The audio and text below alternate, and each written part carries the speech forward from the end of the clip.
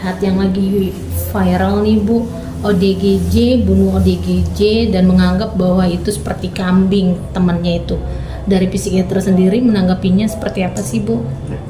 Kalau ODGJ kan pola pikir dan perbuatan itu berbeda, jadi bisa dia merasakan senang, tapi pikirannya juga dianggap sebagai teman atau dianggap sebagai makhluk lain. Lalu perbuatannya dia melakukan pembunuhan karena dianggap itu adalah kambing. Dan apa yang terjadi banyak sekali dipengaruhi oleh halusinasi yang ada. Jadi kita tidak bisa menilai bahwa dia sebagai teman sehingga tidak akan membunuh. Teman bisa saja membunuh karena dia tidak menganggap itu sebagai teman dalam hal pembunuhan. Jadi memang pola pikirnya itu berbeda. Bu, tapi kalau untuk gangguan mental organik itu kan seperti apa, dan soalnya salah satunya kan ada yang berpenampilan kumel, tapi yang satunya lagi yang membunuh malah rapih Bu. Ya, jadi kita tidak bisa melihat dari penampilan juga. Jadi ODGJ itu terkadang kalau dia menganggap diri sebagai seorang jenderal misalnya, maka dia akan berpakaian seperti jenderal, walaupun terkadang jenderalnya aneh, tapi tetap saja pakai misal bintang-bintang, bintangnya bintang dari bir bintang, jadi aneh, tapi tetap ada suatu legalitas yang mirip dengan apa yang dia pikirkan. Demikian juga kalau dia berpikiran dia seorang yang wajar, ya dia juga berpikiran wajar. Yang satu mungkin tidak berpikiran wajar, dia berpikiran ya seadanya saja, dia orangnya tidak terkendali gitu misalnya. Bu, kalau untuk gangguan mental atau gangguan jiwa itu sebenarnya sama aja kan Bu, atau memang pengaruh dari otaknya yang sudah rusak karena zat adiktif atau halusinasi atau seperti apa Bu? Bukan dari zat adiktif, tapi kita tahu di dalam otak ada neurotransmitter dan di situ ada suatu perbedaan dengan orang-orang normal. Kalau orang normal, maka semua itu serasi. Dia berpikiran apa, berperasaan juga yang lain, dan perbuatannya juga sama semuanya. Seiring, jadi selaraslah ketiga-tiganya. Tapi pada ODGJ, di situ terjadi suatu keanehan bahwa perbuatan, perasaan, dan perasaan dan pikiran bisa berbeda. Informasi yang beredar juga saat ODGJ ini memutilasi, yang pertama kali melihat ini anak-anak Bu. Dampak buruknya untuk anak ini seperti apa sih Bu? Kalau anak-anak melihat, jelas sekarang itu terlalu banyak sudah terjadi pembunuhan-pembunuhan yang diketahui antara anak. Jangankan anak, yang dewasa saja, kita sekarang dibandingkan dengan dulu, perasaannya jika melihat atau mendengar adanya pembunuhan itu sudah berbeda. Kalau dulu kita anggap, wah keterlaluan sekali ya, kenapa kok ada pembunuhan? Tapi kalau sekarang, ada pembunuhan, kenapa ya?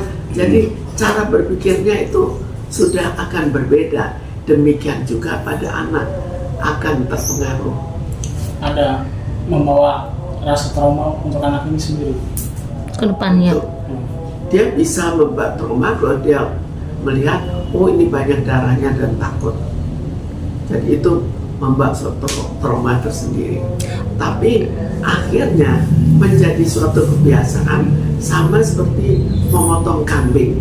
Pada saat awalnya orang akan takut, tapi setelah itu biasa saja. Bu, tapi dampak untuk anak itu selain kayak punya rasa trauma, kemungkinan bisa nggak sih Bu jadi setelah dia melihat kejadian itu cenderung kayak menjadi psikopat di kemudian hari, itu seperti apa gitu Bu?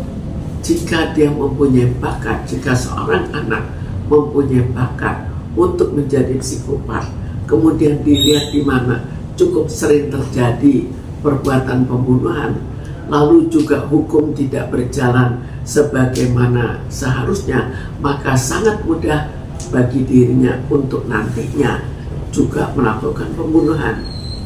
Bu, dalam kasus ini sendiri si pelaku tersebut kan sudah diamankan.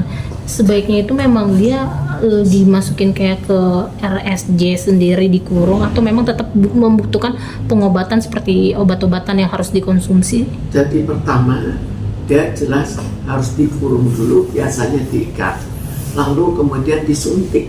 Setelah disuntik, keadaannya mulai tenang, dan dalam keadaan tenang itu dilakukan pengobatan dan diberikan obat secara teratur sesuai dengan penyakit mereka, dan juga diberikan pengarahan-pengarahan. Tapi kalau sudah ODGJ yang parah, biasanya lebih cenderung pemberian obat. Pihak kepolisian juga kan kesulitan nih untuk berkomunikasi dengan ODGJ ini. Nah, akhirnya membawa ke psikiater. Biasanya apa yang dilakukan sih Bu oleh psikiater ini untuk berkomunikasi? Jelas kalau sudah ODGJ, apalagi yang berat, itu komunikasinya sulit. Jadi polisi juga akan mengalami kesulitan. Jangankan polisi, terkadang kalau parah, seorang psikiater pun akan mengalami kesulitan. Tapi dengan diberikan pengobatan, lalu disesuaikan dengan dosis yang dibutuhkan, maka bertahap pemikirannya itu akan kembali. Jadi mungkin tidak kembali normal betul-betul, tapi tidak separah seperti sebelumnya. Berarti itu dong Bu, maksudnya tetap harus melalui pengobatan dosis-dosis itu dulu, baru kita ke psikiater itu Bu? Untuk tahap-tahapnya. Psikiaternya memberikan obat, karena dosisnya akan disesuaikan. Orangnya parahnya begini, terus ketahanannya terhadap obatnya bagaimana, rentannya bagaimana, semua itu disesuaikan. Lalu besoknya apakah dinaikkan dosisnya, dinaikkan berapa, semua itu disesuaikan dengan keadaan.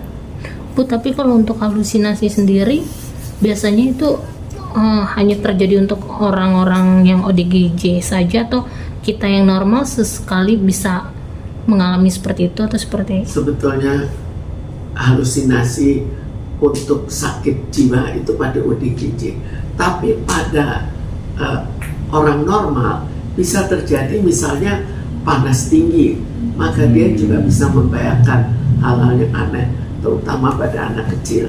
Terkadang terjadi dia melihat bayangan apa yang sebetulnya tidak ada. Lalu terjadi lagi pada orang yang menganggap dinilai sebagai orang pintar, mereka kan juga suka melihat.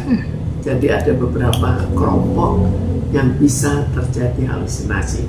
Lalu juga bisa karena kita menggunakan zat-zat tertentu, bisa juga misalnya kita pakai apa dari tanaman yang jumlah cukup besar, itu juga bisa terjadi. Kita pakai narkoba juga bisa terjadi. Untuk pengobatannya sendiri Bu, untuk orang yang kena kayak halusinasi itu kan biasanya terjadi sesaat saja ya Bu. Biasanya ada nggak sih Bu terapi atau pengobatan selain? Kita sesuaikan penyebabnya apa. Apakah panas tinggi? Kalau panas tinggi, maka kita atasi panasnya. Kalau terpaksa, kita berikan dosis yang sangat rendah untuk mengurangi halusinasinya. Tapi kalau pada orang sakit jiwa, maka dia lain, diberikan dosis yang jauh lebih besar untuk supaya semua itu kembali. Jadi kalau pada orang ODGJ itu namanya major tranquilizer yang diberikan. Bu, kalau untuk ODGJ yang kemarin saja baru diamankan juga, biasanya selain dikurung, terus untuk melakukan pendekatannya itu seperti apa lagi sih Bu? Karena kan sangat kesulitan ya Bu, dengan tingkat dia yang sudah sampai memutilasi seseorang gitu, dan menganggap sahabatnya itu adalah kambing katanya gitu Bu. Jadi pada ODGJ ini, misalnya pada ODGJ itu, dia melihat sahabatnya kambing, belum tentu dia melihat orang lain sebagai kambing. Jadi bukan otomatis orang-orang itu seperti kambing, tapi tetap pada orang-orang itu cukup berbahaya jika tiba-tiba muncul lagi bahwa orang lain adalah kambing. Tapi seringkali terjadi sekali. Tapi kita lihat ada ODGJ yang melakukan pembunuhan beberapa kali, itu yang berbahaya. Jadi pada tipe-tipe ini jelas harus terkontrol. Bu, tapi kalau misalkan kayak gitu dipasung itu langkah yang tepat juga nggak sih, Bu? Kalau pasung itu bukan suatu pengobatan. Jadi kalau pasung itu lebih kita sudah tidak bisa mengatasi, maka dipasung. Tapi tidak terjadi penyembuhan dan seringkali sakitnya malah menjadi lebih parah. Jadi ODGJ-nya menjadi lebih parah. Karena itu sebaiknya jangan dipasung. Pasung itu suatu cara yang jelek. Itu hanya karena kita tidak sanggup kita ikat. Jadi seharusnya tetap dengan pengobatan, diberikan obat supaya penyakitnya sembuh.